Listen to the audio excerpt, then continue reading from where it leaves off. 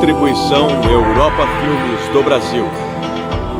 Versão brasileira Lipsyn, São Paulo. História das religiões.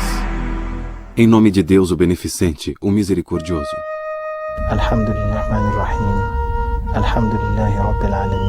Islamismo.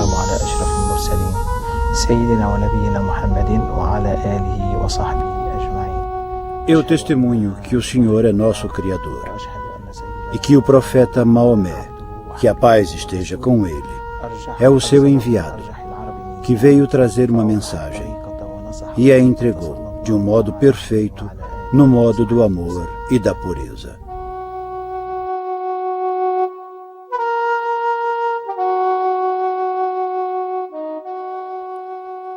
Na Arábia Ocidental, pouco depois do início do século VII, nasceu um movimento religioso que mudaria a história do mundo. Maomé, filho de Abdallah, o profeta do Deus único Alá, chamou seus compatriotas para um novo modo de vida chamado Islã. No começo, o movimento evoluiu lentamente. Mas em pouco mais de 20 anos já havia alcançado toda a Arábia. Após a morte de Maomé, seus seguidores se espalharam rapidamente pelas regiões vizinhas, deitaram as bases de um grande império. Entre os séculos IX e XII, o império foi um dos mais brilhantes que o mundo já viu. Islã é uma palavra árabe originada de um radical que significa paz, solidez ou segurança. Embora a palavra Islã às vezes seja usada em outros sentidos, ela basicamente é uma expressão religiosa que se refere ao estado da alma. Significa uma atitude interna de obediência inequívoca a Deus. A palavra Islã poderia ser traduzida como rendição, submissão ou resignação. Assim, Islã é submissão ou resignação à vontade de Deus, conforme essa vontade foi comunicada ao profeta Maomé em uma série de revelações divinas. Os que seguem o Islã são chamados de muçulmanos, que literalmente significa os que se submetem. Assim, dizer eu sou muçulmano em plena consciência não é só um ato de identificação com um grupo religioso, mas é dizer eu me comprometi sem reservas a obedecer à vontade de Deus. Isso supõe a determinação renovada, sempre nova, de colocar toda a atividade da vida nas mãos de Deus. Sem dúvida alguma, esta é uma declaração profundamente religiosa. Números exatos são difíceis de obter, mas hoje os muçulmanos constituem cerca de 1/5 da população da Terra. O Islã só é menor em tamanho ao cristianismo, um feito notável para a mais jovem das maiores crenças do mundo. Os muçulmanos estão concentrados num cinturão de países dos dois lados do Equador, do Marrocos, no norte da África, às Filipinas, no sudeste da Ásia. O maior número de muçulmanos está no subcontinente indiano, isto é, Índia, Paquistão e Bangladesh. No entanto, a nação com o maior número de muçulmanos é a República da Indonésia, onde mais de 100 milhões de pessoas, mais de 90% da população, professam a fé islâmica. É comum referir-se ao Oriente Médio, sobretudo aos Estados Árabes e ao Irã, como o coração do Islã. A história da comunidade islâmica começou ali e, atualmente, a maioria da sua população é muçulmana. Mas no século XX, a vasta maioria dos muçulmanos vivia no sul e sudeste asiático, dentro ou ao leste do Paquistão. Recentemente, o Islã também se tornou uma presença marcante na Europa Ocidental e nos Estados Unidos. O Islã está muito vivo atualmente. É uma poderosa força no mundo.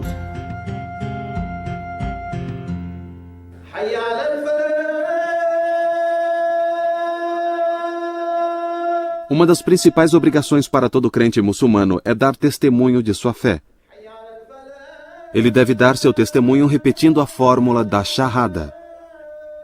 Em nome de Alá, o Beneficente, o Misericordioso, dou testemunho de que não há outra divindade além de Alá e que Maomé é o seu mensageiro. Os muçulmanos adoram a Deus e não ao profeta Maomé. Assim, é um erro crasso referir-se à religião islâmica como maometismo ou aos seus seguidores como maometanos. O papel de Maomé no Islã é muito distinto daquele de Jesus no cristianismo.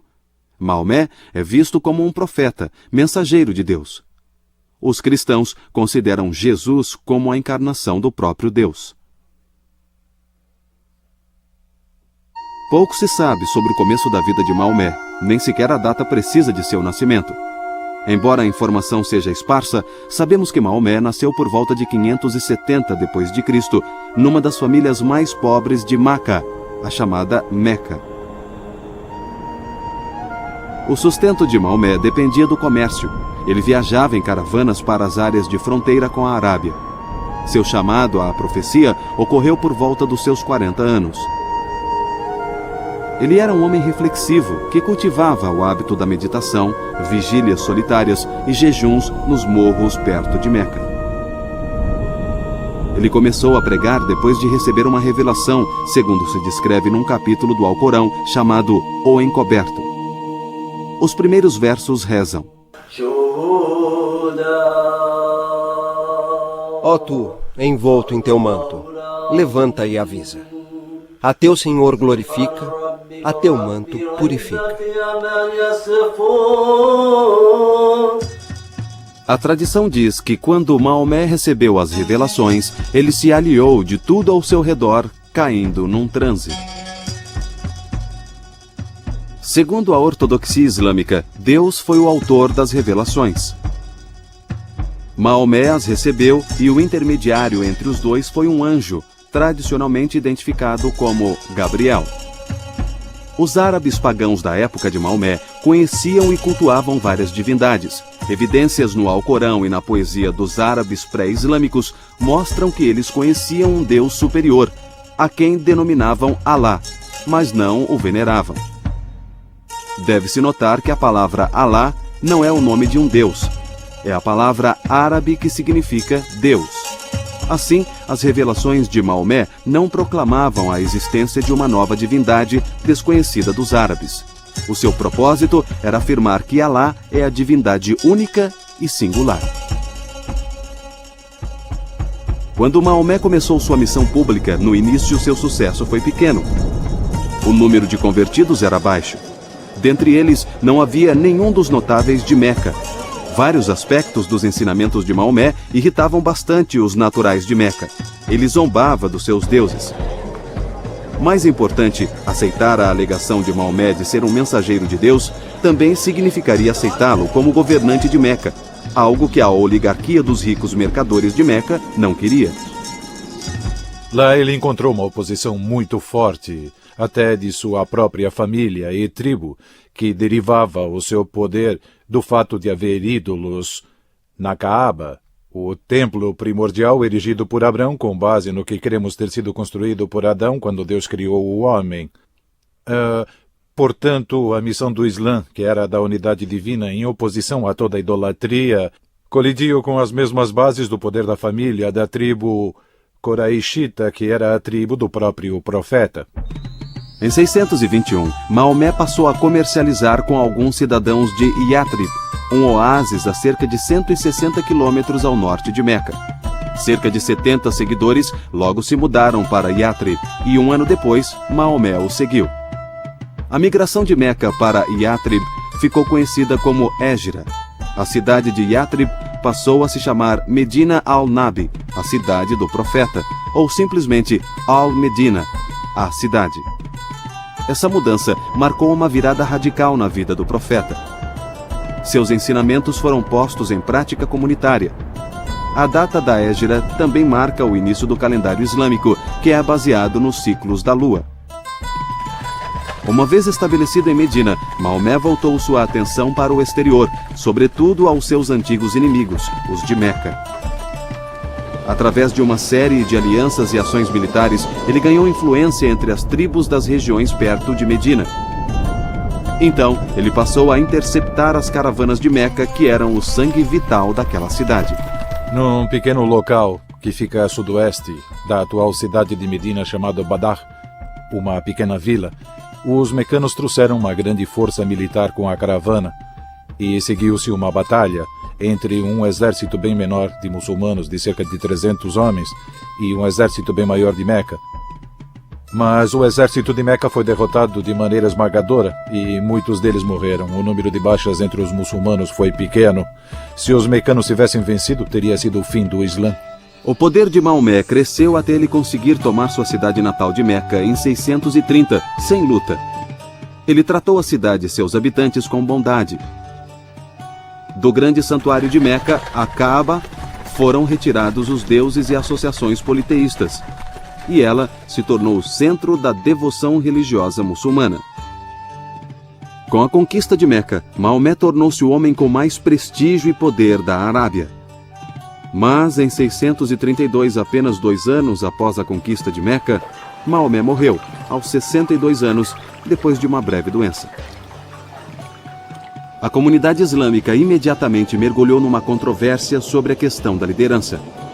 Ela foi salva da desintegração quando um grupo de companheiros próximos do profeta decidiu aclamar o ancião Abu Bakr como líder da comunidade.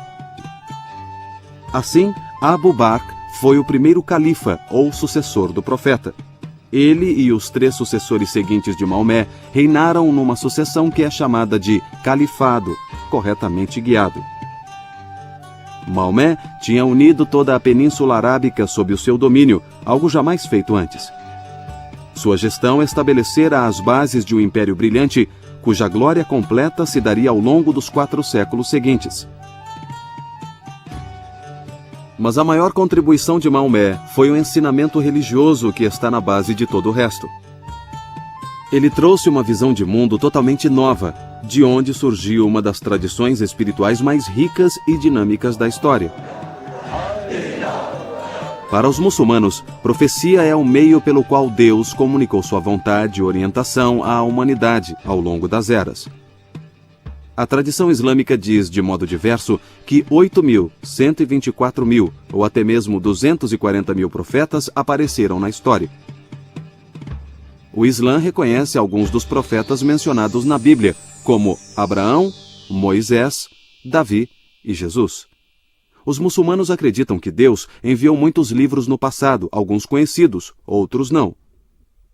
Esses incluem a Taurat, referindo-se à Torá de Moisés, o Zabur, ou Salmos de Davi, e o Injil, o Evangelho de Jesus. A esses profetas e seus livros, os muçulmanos acrescentaram o nome de Maomé e o livro enviado por ele, o Alcorão.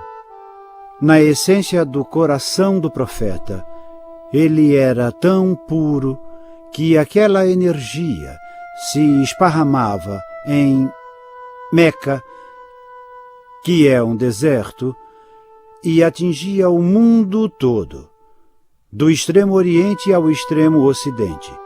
Então, aquele amor que jorrava do coração do profeta é como a abelha rainha, que doa o mel e a energia das abelhas para produzir o mel. A semelhança com Jesus é que o amor em seu coração, pela humanidade, atinge todo o mundo. Como Moisés, o seu amor atinge todo o mundo. Subjacente à doutrina islâmica da profecia está uma compreensão peculiar da natureza humana e da condição humana. Para os muçulmanos, o problema fundamental de todas as pessoas é a limitação como criaturas. Somos ignorantes do modo certo de viver e incapazes de descobri-lo com nossas faculdades e recursos apenas. Para os muçulmanos, a história da humanidade poderia ser esboçada como um repetido processo de receber orientação através da profecia e depois o afastamento dela. Obviamente, os humanos têm uma tendência inata de se afastar do caminho divino para seguir o seu próprio. Porém, os muçulmanos creem que, com o advento de Maomé, o ciclo de mensageiros proféticos chegou ao seu ápice e final. Segundo o Alcorão, ele foi o selo dos profetas. O Islã é uma religião do livro. No seu cerne está o Alcorão, o conjunto de revelações que Maomé recebeu, iniciado com o seu chamado à profecia e durando até o final de sua vida. O Alcorão é aproximadamente do mesmo tamanho que o Novo Testamento. Está dividido em 114 suras, ou capítulos. Pouco se sabe da condição ou situação do Alcorão quando o profeta morreu. Maomé providenciara para que ao menos partes dele estivessem escritas e organizadas em capítulos. Mas a comunidade islâmica concorda que o grande trabalho de coletar e publicar o Alcorão foi feito na época dos primeiros 3 califas, ou sucessores do profeta. Acredita-se que foi nesse tempo que o Alcorão foi compilado a partir de escritos em pedras, em papiros, em pedaços de couro e em omoplatas de animais. O Alcorão também foi compilado a partir do coração dos homens, ou seja, de suas memórias. Os muçulmanos em geral concordam que o Alcorão, como o conhecemos, foi compilado sob o patrocínio do 3º califa, Uthman. Os muçulmanos ortodoxos acreditam que desde o dia em que foi compilado, o Alcorão osmânico foi preservado de mudanças, distorções ou erros até o último sinal de pontuação. Já que os muçulmanos acreditam vivamente que o Alcorão é a própria palavra de Deus, eles resistem a traduzi-lo.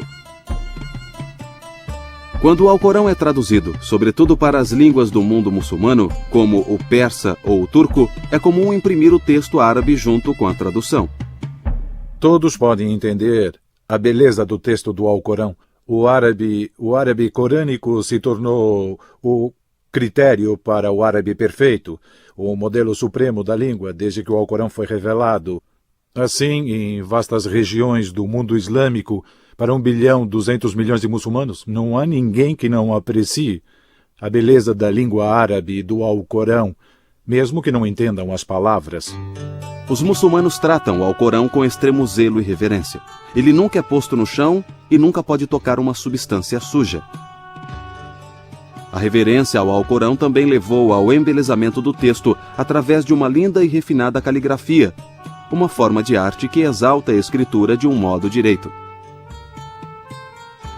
O Alcorão descreve Deus como possuidor de inúmeros atributos, incluindo conhecimento, poder, vida, audição, visão, vontade, etc. Uma lista dessas 99 qualidades, chamada de Os Mais Belos Nomes, foi compilada a partir do Alcorão.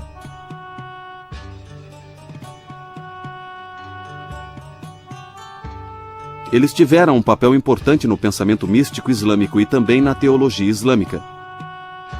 Os muçulmanos afirmam que o Alcorão terreno veio de um livro celeste que sempre esteve com Deus e que contém a fala de Deus. Este livro celeste é mencionado em trechos do próprio Alcorão, onde é chamado de Mãe do Livro, uma tábua bem guardada ou uma tábua oculta que só os puros podem tocar. Todas as revelações enviadas aos profetas anteriores, como as que foram enviadas a Maomé, teriam origem nesse livro celeste. Como o Alcorão é considerado a fala de Deus, todo aspecto dele é sagrado. Isso inclui não só o que ele diz, mas até mesmo o som das palavras. A palavra Alcorão significa algo para ser lido ou recitado. Ninguém deveria tocar o Alcorão ou recitar seus versos, exceto num estado de pureza ritual e com sérias intenções. Pegar, ler ou recitar o Alcorão, ou ouvi-lo ser recitado, é postar-se na presença do divino. Também se dá grande atenção e importância à recitação do Alcorão da forma correta. Nas revelações, o profeta foi comandado a recitá-lo de uma forma extremamente bela e convincente.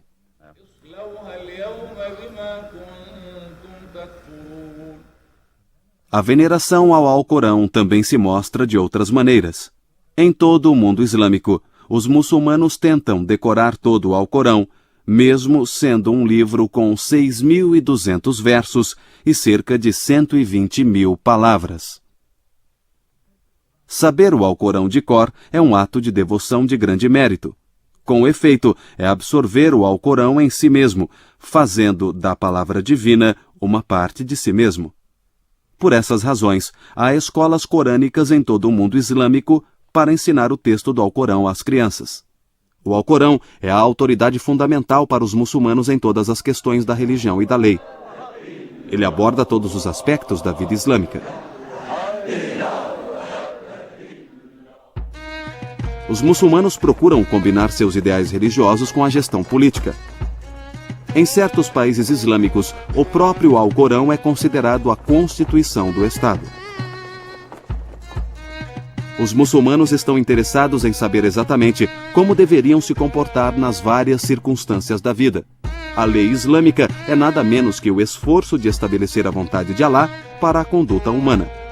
O padrão divinamente ordenado para uma vida humana correta foi chamado de Sharia, palavra que significa um caminho bastante trilhado, uma via larga, ou o caminho para a água. Devido à ampla visão da Shariat, muitas vezes se diz que o Islã é um sistema de vida completo. Regula a conduta ritual. Fornece regras de higiene pessoal. Estipula a vestimenta correta. As explicações que são dadas a todas nós de por que alguém deveria usar o véu, a explicação é que você deveria usá-lo para que saibam que você é muçulmana e não ser molestada. E você deveria usá-lo ao sair. Mas a nossa organização não enfatiza o uso do véu e nós nem discutimos isso em nossas conferências e reuniões porque consideramos que é uma escolha pessoal entre a mulher e Deus e a opção de se cobrir é só dela. Ninguém deveria forçá-la a se cobrir ou a não se cobrir. Devido ao seu amplo escopo, a Shariat seria mais adequadamente chamada de código moral do que de lei, e ela governa até o que poderia ser considerado como boas maneiras ou etiqueta. Você tem que tolerar as pessoas, ser paciente com elas, ser uma pessoa amável, amar todo mundo, sem discriminação, sem racismo, sem maus modos, sem mau caratismo. E o que você aplicar e ensinar aos outros, você deve aplicar antes a si mesmo. A lei islâmica classifica os atos humanos em 5 categorias. Numa posição central, há inúmeras atividades que são moralmente neutras. Os atos nessa categoria não são nem obrigatórios nem proibidos. São simplesmente admissíveis. Outros atos são recomendados, mas não são obrigatórios. Uma terceira categoria descreve atos obrigatórios como a prece ritual ou o pagamento de esmolas.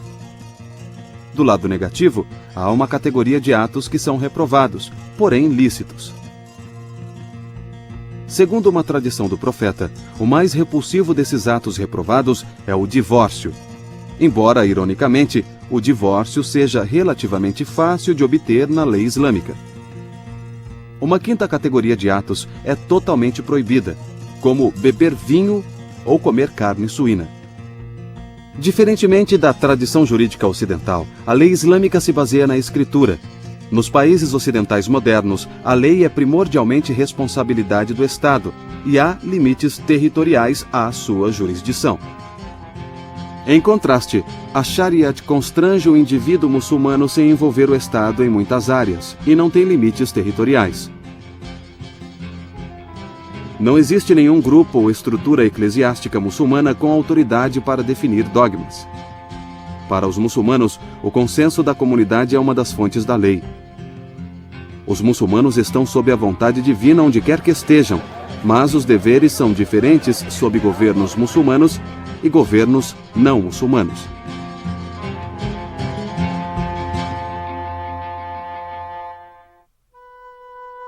Todo muçulmano tem obrigações essenciais para com Deus. As mais importantes dessas obrigações são os 5 pilares do Islã: a profissão de fé, a oração, a doação de esmolas, o jejum e a peregrinação.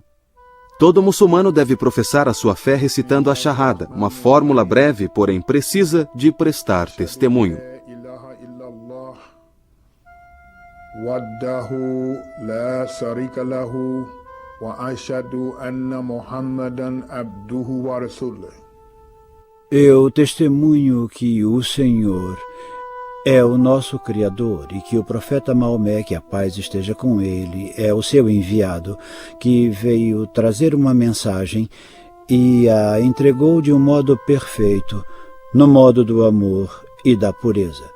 Todo recém-convertido ao Islã deve professar sua fé na presença de testemunhas, e a profissão ou confissão pública é repetida várias vezes ao dia nas orações rituais. A oração é o segundo pilar. A prece islâmica é feita 5 vezes por dia. Antes da aurora, ao meio-dia, à tarde, no crepúsculo e ao cair da noite. A prece pode ser feita em qualquer local limpo privadamente ou em companhia de outros. Os horários das preces são marcados pelo chamado do muezim, do minarete de uma mesquita. Esses cantos assombrosamente belos são familiares a todo visitante às terras orientais. Antes de começar a rezar, o devoto deve estar num estado de pureza ritual. Preparativos para a reza incluem abluções e a intenção de rezar.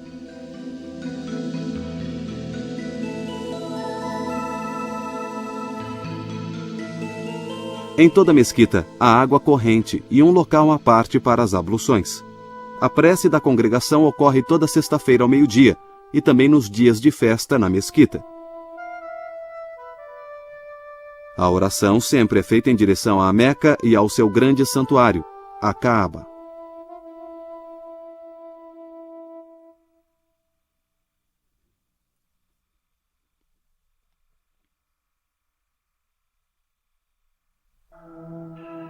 A doação de esmolas, o terceiro pilar islâmico, é uma espécie de sistema islâmico de previdência. A lei prescreve quantias específicas a serem doadas para cada tipo de riqueza que o muçulmano possua.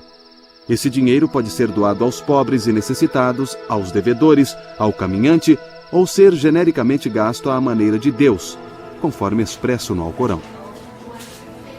O Ramadã, o 9º mês do calendário lunar islâmico, é um período de jejum, o quarto pilar da prática islâmica.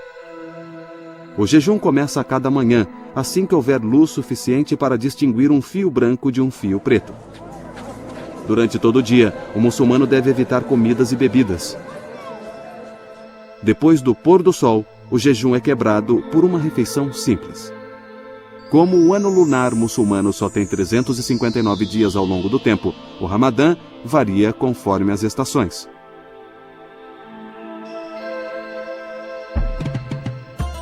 O período de jejum termina com um dos maiores festivais religiosos do ano islâmico, o Eid al-Fitr, que celebra o final do jejum.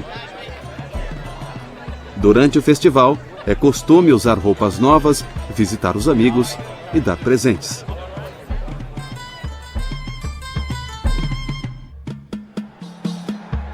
O quinto pilar do Islã é a peregrinação à Meca, chamada de Hajj. Todo muçulmano saudável e financeiramente capaz deveria fazer a peregrinação ao menos uma vez na vida. Aquele que a faz é chamado de Haji. Ao entrar nos recintos sagrados de Meca, o peregrino deve passar por uma purificação ritual, e isso inclui o uso de um traje especial.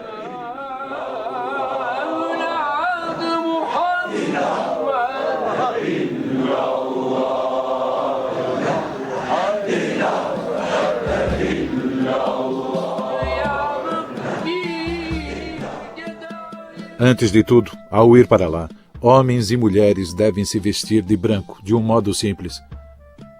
Os homens usam 2 pedaços de pano e tiram todas as suas joias. As mulheres fazem o mesmo. Assim, a pessoa fica reduzida a uma espécie de pureza e igualdade perante Deus, como no dia do juízo.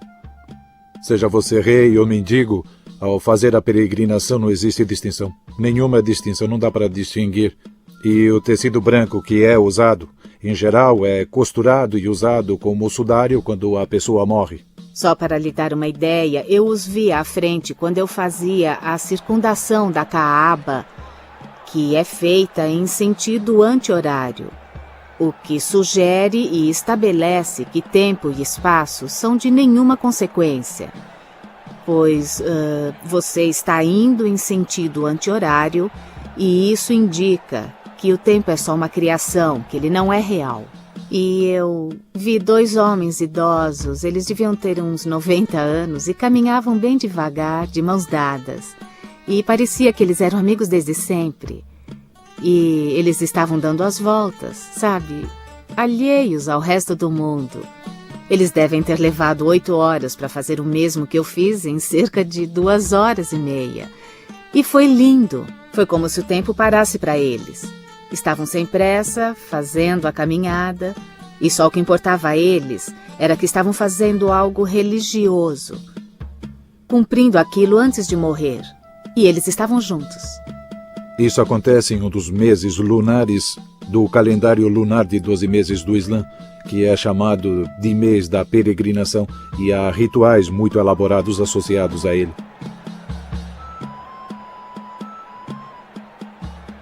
Certos movimentos e sacrifícios que representam o sacrifício de um animal. Dá-se comida aos pobres. Isso simboliza o fato de que sacrifícios têm sua própria alma perante Deus. Em toda parte, os muçulmanos fazem um sacrifício nessa época, chamado de Festival do Sacrifício, e esta é uma das celebrações religiosas mais significativas que pontuam o ano islâmico. Um evento culminante é prostrar-se na presença de Deus na planície de Arafá, local onde o profeta fez o seu sermão de despedida. Depois de completar os rituais em Meca, a maioria dos peregrinos coroa sua jornada à Arábia com uma visita à tumba do amado profeta em Medina. A peregrinação é muito mais do que um ato de devoção individual. No passado, reuniam-se pessoas de todas as partes do mundo em um só lugar, e hoje esse número cresceu para 1.200.000 que estiveram presentes da última vez. Assim, há pessoas de todo canto, de Toledo, Ohio, a Timbuktu, no Mali, a Aceh, na Indonésia, a gente loira, de pele escura, de aspecto malaio, chinês, caucasiano. As pessoas vêm do mundo todo. É realmente uma instituição única e assistir a ela é uma experiência marcante. Entre os séculos VIII e XII d.C., uma tendência para o misticismo surgiu entre os muçulmanos. De um início modesto, esse movimento místico rapidamente cresceu ao horizonte religioso.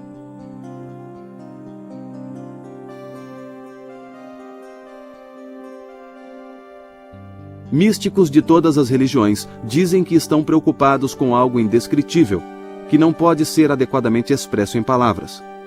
Esse sentimento só pode ser experimentado.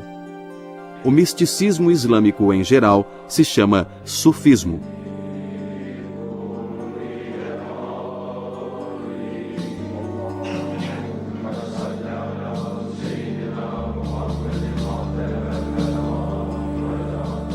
Adorar a Deus como se você o estivesse vendo. Se não estiver vendo, Ele está vendo você. E então é daí que vem o sufismo. Em árabe dizemos tasawuf, significa pureza do coração. Então tasawuf em árabe quer dizer muito cristalino como água, muito transparente. Há muitos elementos místicos na tradição islâmica que contribuíram para a ascensão do sufismo. Alguns são encontrados na vida do próprio profeta. Maomé cultivava o hábito de jejuar, meditar e orar em suas vigílias noturnas, e viveu uma vida de rígida disciplina. O Alcorão também é rico em elementos que convidam a uma interpretação mística, mesmo numa primeira leitura. Um verso enfatiza a penetrante presença divina, um princípio básico do misticismo. Lembre-se de Deus sempre.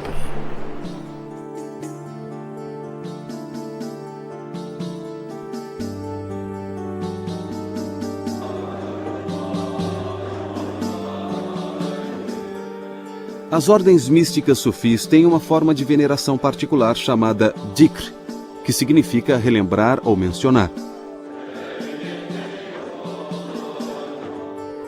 Nessa cerimônia, os sufis repetem o nome divino ou outras fórmulas.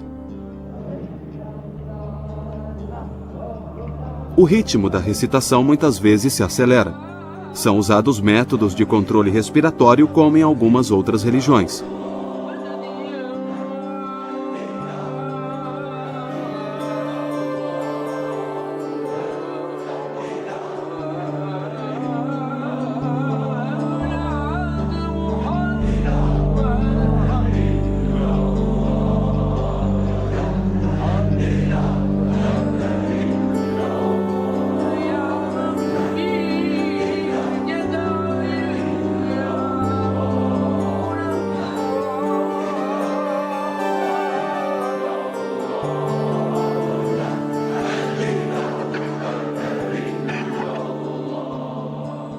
Muitas ordens sufis se movem ritmicamente junto com o canto.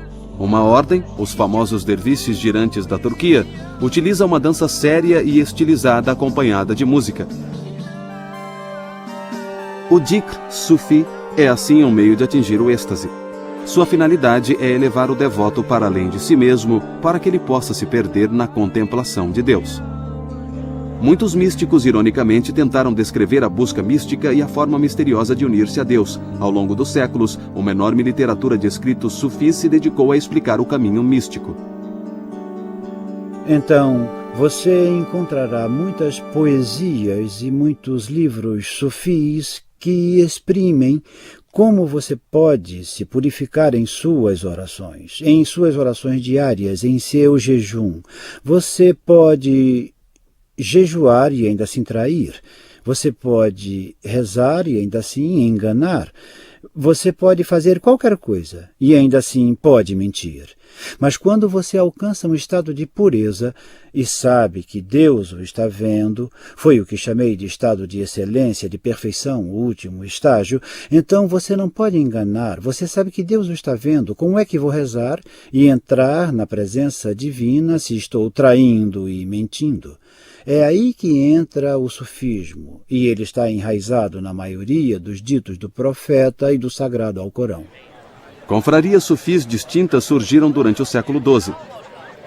Os sufis podiam ser encontrados em todos os níveis da sociedade, inclusive entre governantes, as elites religiosas e o povo comum.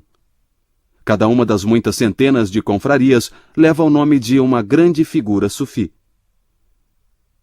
As biografias dos santos estão repletas de histórias mostrando seu domínio sobre as forças da natureza e sua penetração nas verdades ocultas das coisas. O poder associado com um santo não termina com sua morte.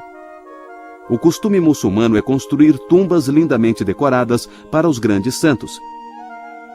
Levas de fiéis vêm em peregrinações a essas tumbas. Como um organismo vivo, o Islã continua a evoluir e se desenvolver à medida que cada geração de muçulmanos reinterpreta seu legado. Mesmo em séculos recentes, novas seitas continuaram a aparecer. Pastor Luiz Farrakhan. Estou registrando meu voto porque eu pretendo, com a ajuda de Deus Onipotente, virar os Estados Unidos totalmente de ponta cabeça. Algumas dessas são variações da fé islâmica e outras romperam com a tradição islâmica de onde provieram. Continuar a apresentar o Islã como ele está fazendo é errado. Basicamente é isso, está errado. Porém, uma grande divisão da comunidade muçulmana é muito importante. É a divisão entre os que se denominam sunitas e os conhecidos como xiitas. Como já vimos, a palavra sunita significa a pessoa que segue a Sunna, ou o caminho bastante trilhado. Os sunitas referem-se a si mesmos como o povo do modo estabelecido na comunidade. Mais de 85% dos muçulmanos do mundo são sunitas, e talvez por essa razão, sua visão do Islã às vezes é chamada de ortodoxia. Não existe desacordo entre muçulmanos sunitas e xiitas sobre as doutrinas básicas do Islã. Todos pregam a unidade de Deus e que o Alcorão é incriado. A divisão entre muçulmanos sunitas e xiitas surgiu de lutas pela liderança após a morte de Maomé. A palavra Shia significa adepto de, partidário de, e o de é de Ali, o genro e primo do profeta. Surgiu a questão de quem deveria representar o profeta como dirigente da comunidade islâmica após a sua morte. A maioria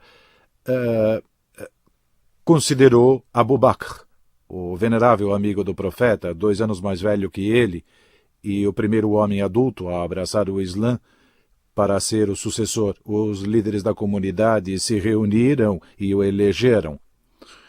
Uma minoria acreditava que o profeta já tinha designado Ali, que tinha 12, 13 anos quando o profeta recebeu a mensagem do Islã e também é considerado como a primeira pessoa a ter abraçado o Islã, mas como um menino. Os xiitas acreditam que Deus jamais deixará o mundo ficar sem um guia espiritual infalível. Assim como Maomé interpretou a revelação para a sua geração, eles acreditam que um intérprete e um guia com autoridade é necessário para as gerações posteriores. Já houve 12 desses guias espirituais ou imãs. Acredita-se que o último deles ainda esteja vivo no mundo, embora oculto da visão dos homens. O Islã ensina que os fiéis deveriam alcançar a recompensa por sua submissão a Deus, tanto neste mundo quanto no além. Mas os muçulmanos acharam difícil reconciliar este ensinamento com o que aconteceu. Só no século XVII, os muçulmanos contavam 3 grandes dinastias. O Império Otomano dominou o que hoje é a Turquia e regiões vizinhas. A dinastia Sefévida governou a Pérsia, ou o que hoje é o Irã, e o Império Mongol reinou na Índia. Todos culturalmente ricos, economicamente poderosos e militarmente fortes. No final do século XIX, porém, o Império Mongol desaparecera. Foi absorvido nos domínios britânicos da Rainha Vitória. O Irã, local da antiga dinastia Sefévida, fora reduzido à impotência, com interesses rivais russos e britânicos competindo para controlá-lo. O Império Otomano ficou conhecido como o Homem Doente da Europa. A Primeira Guerra Mundial o liquidou. No século XIX, boa parte do mundo islâmico, do Marrocos à Indonésia, estava reduzida ao estado de colônias controladas por impérios ocidentais. Tudo isso levou os muçulmanos a reexaminarem suas convicções religiosas fundamentais em sua luta para reformar e revitalizar politicamente a comunidade muçulmana. Vários fatores em anos recentes se combinaram para reassegurar aos muçulmanos que seu feito continuava no caminho certo. Um foi o colapso do colonialismo, que permitiu aos povos muçulmanos romper com a opressão política europeia. Sobretudo depois da Segunda Guerra, um país muçulmano após outro declarou sua independência e afirmou sua soberania nacional. Os estados muçulmanos formam hoje um bloco poderoso na ONU e têm grande influência nos assuntos internacionais. Outro fator é a aquisição de grande riqueza pelos países muçulmanos com grandes reservas de petróleo. Eles emergiram como importantes atores no palco mundial. O Islã vem crescendo em parte devido ao aumento natural da população nos países muçulmanos, mas há outros fatores. Um deles é a adaptabilidade do ensinamento islâmico aos costumes locais e, portanto, a novas regiões. Outro é o ensinamento igualitário do Islã. Todos recebem uma acolhida calorosa na comunidade muçulmana, qualquer que seja sua raça, posição social ou origem. A partir disso, surgiu uma consciência renovada do Islã. Houve uma afirmação forte de seu significado, não apenas para as populações muçulmanas, mas para todo o mundo, em toda parte. Os muçulmanos se voltam mais e mais para os valores de sua tradição. No passado, sua devoção ao Islã parece ter levado a comunidade ao ápice de seu poder e criatividade cultural. Muitos muçulmanos acreditam que para haver salvação no presente, ela deve se basear no retorno às fontes daquela força original.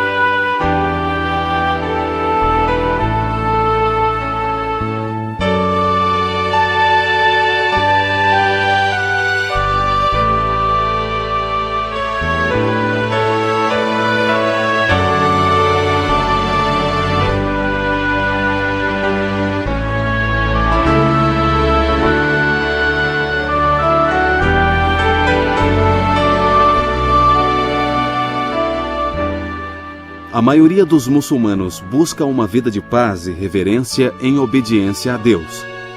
De fato, uma saudação comum em todo o mundo muçulmano é decretada pelo Alcorão. Assalamu alaikum wa rahmatullahi wa barakatuh. Que a paz e as bênçãos estejam com vocês.